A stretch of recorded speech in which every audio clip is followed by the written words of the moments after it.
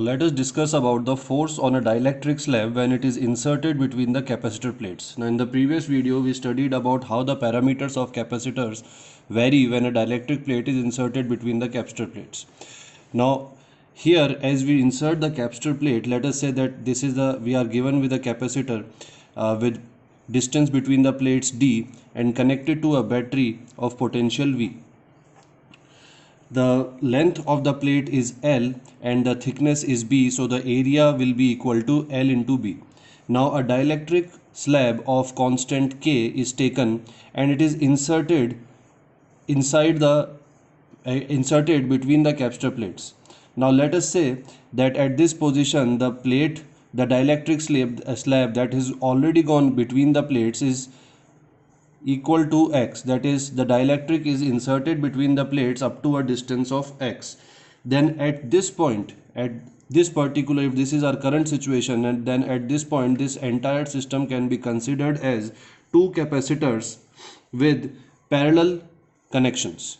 So if we look at this carefully, then this can be divided into two parts, in which one part, between the capacitor there will be air, and in the part in which there will be a dielectric of length x and with constant k. Then the total capacitance at this point C can be written as C1 plus C2, where this can be C1 and this can be C2.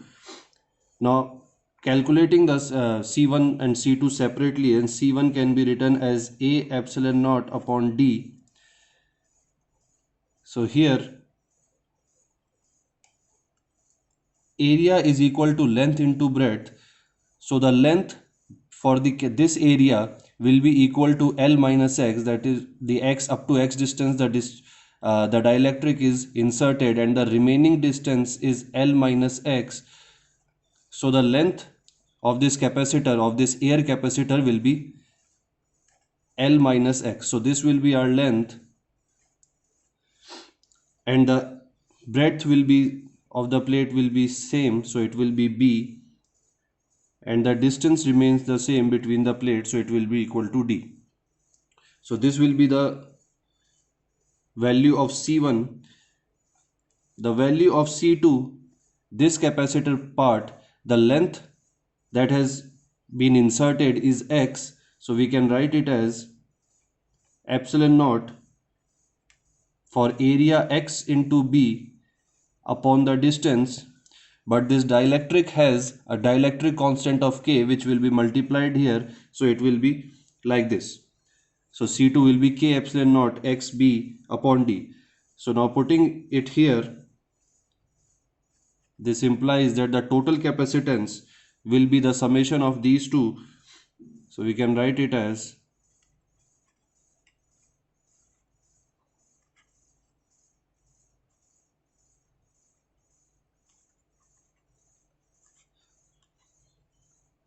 so this will be the expression for total capacitance of the system when the dielectric plate is being inserted. Now the energy stored when the dielectric is inserted, there will be some energy. So the energy stored between the plates of capacitor can be written as U, which is half CV square.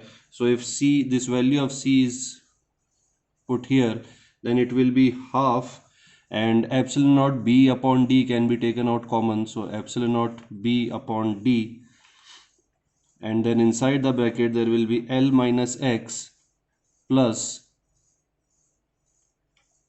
kx into V square. So this will be the energy stored between the plates of the capacitor. Now if the upper plate, now as because of this battery, this upper plate will have positive charge and the lower plate will have negative charge. Now when this dielectric slab is being inserted, then due to induction there will be minus charge, negative charge in the upper surface of the dielectric and positive charge in the lower surface of the dielectric. So because of the opposition of charge, because of the opposite polarity of the charges between the plates and the dielectric slab, because of the force of attraction on both the surfaces, the dielectric slab will experience an inward force because of this attraction. So this force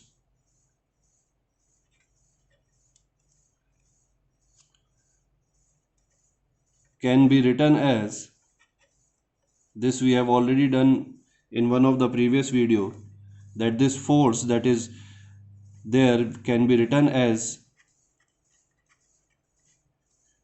the rate of change of energy stored between the capacitor plates. So if we differentiate this with respect to x, then we will get,